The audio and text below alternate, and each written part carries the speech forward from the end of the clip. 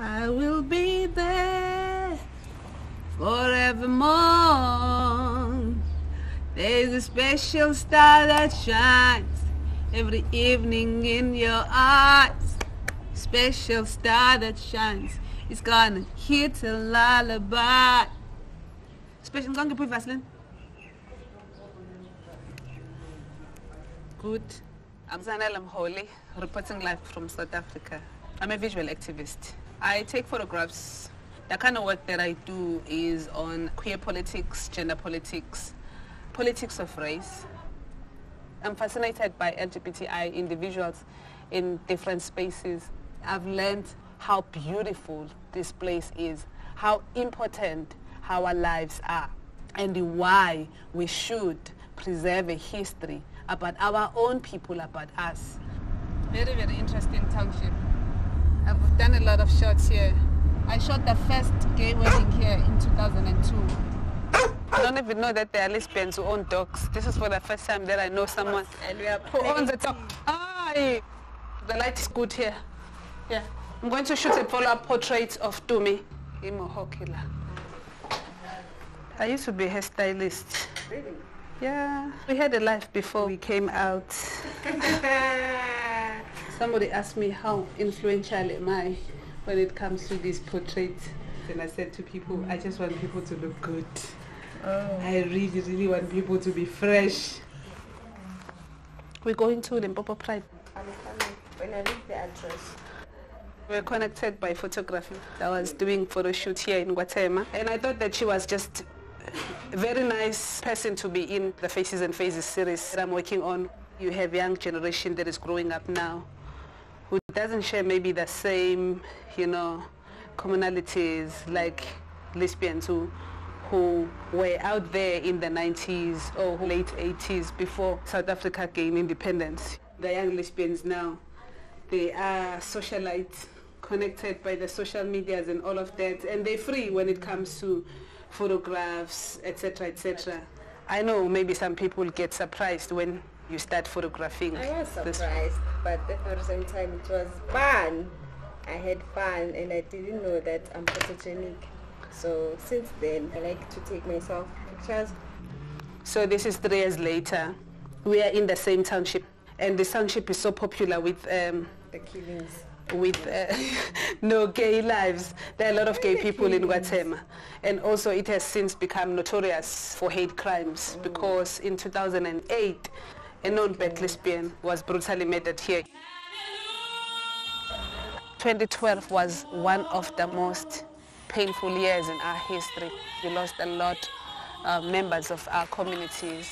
And hate crimes specifically, curative rapes and lesbian murders became one of the brutality that is stained in our brains forever. We live in fear. Death happened to bind us. Hate crimes have become a binding factor for the LGBTI communities. We come together to either give support or to confirm that somebody has been killed. Then that person becomes a statistic. Another case number becomes part of our history. And what are we doing about it? Do we always go and attend funerals and then after funerals you go home, you wait for another funeral? What? You have to document. You are forced to document. Transformation by I don't only do Transformation by Zanele Muholi. No, by you, this is your head. I'm using visuals as a way of creating awareness, capturing the moments, those truths and realities the world will learn about our cultures. I could give you something tangible and say, feel it, this is it, see. You invited to be in that space even though you were not there. So look, let's breathe in and out. We're shooting faces and faces, not fashion. Yeah. There is the other side of me when I perform. There is the other side of me when I'm me. How will you engage with me?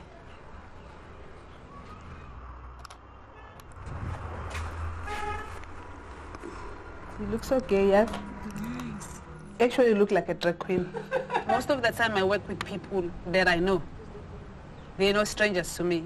I call the people who are in my photographs participants because you partake in a project that will inform many audiences.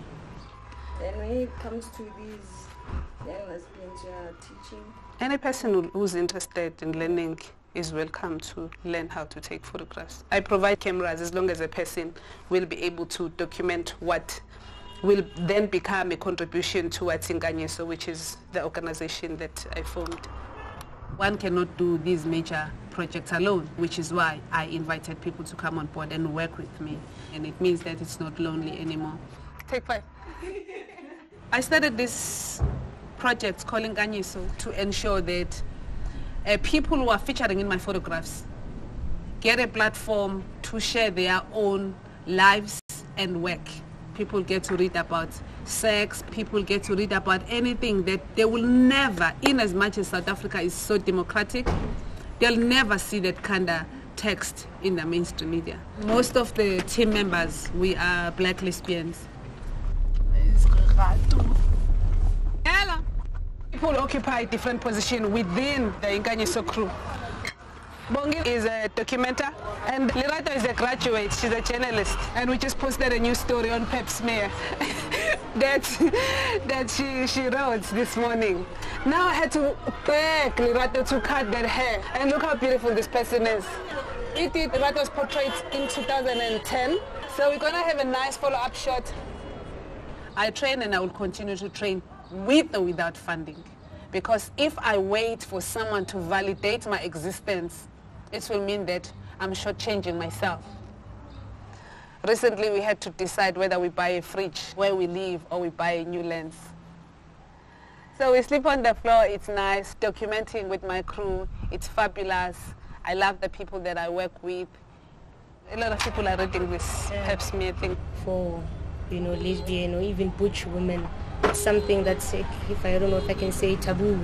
But I don't know, you said you need me to revise it. No, you have to do part 2.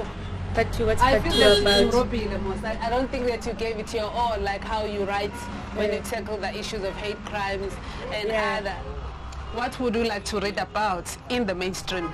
Not even read, even when seeing, I'd like to see an advert of a family where it's the mother and the baby, and they're fighting germs in the household. It shouldn't only be about the violence and the homophobia. We want to bring about change in spaces that are queerphobic. We still have religious leaders who want to use homosexuality as scapegoat for their own hate. Instead of dealing with poverty, instead of dealing with the corrupted systems that we find ourselves in, and that's what leads to many hate crimes. See where there's white concrete wall? Is where Noxolo Nonkwaza was found. Noxolo Nonkwaza is a victim of hate crime who was brutally murdered. Her head was crushed with a big stone. Her teeth were all over the place. Noxolo Nonkwaza's children are not the first to be orphaned by hate crimes. What will people say to the children what happened to their mothers? Noxolo's case is still outstanding. I don't know how far do they investigate these cases. We all document that lesbian funeral.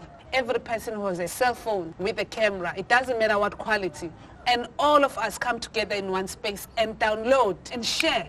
You make that document viral.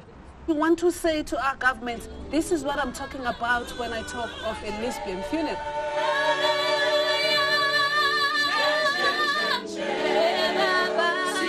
It's my wish that we could find positive lesbian icons on Wikipedia as well, other than to always find brutal murders. You Google black lesbians in South Africa, you'll see what you see there. There's nothing that focuses on same-sex love versus these hate crimes. When do we start talking about intimacy? I produce pictures that are intimate because I'm an intimate being. This intimacy that disrupts the perpetrator leads to us being killed. It starts by the same-sex love that is disorganizing the mindset of the homophobe. More education is needed. Mainstream communities need to come on board and help us and ensure that there is no other hate crime. Projecting positivity sometimes can lead to the change. Projecting brutality and violations could lead to further violence. So I think that we need to find a balance in which we project these realities. Let's go to the beach, eat, let's go get a wave. They say what they're gonna say. Hello, beauty. Inkanyiso is at Limpopo Pride 2013. I came with the Inkanyiso crew last night. Once we're done here, we're going to put it up on social networks to make sure that people who might not be here understand what is taking place and get the visuals. People think that pink cities are Cape Town, Durban and Johannesburg. People cannot even imagine that there is Limpopo Pride. It's very important for us to say that LGBTI individuals are all over. Any space is possible. So we're here to celebrate with the people of this province. It's about saying I want to be counted in South African history. Claiming my full citizenship, it means that I have to write that part of history. Let's have a DJ.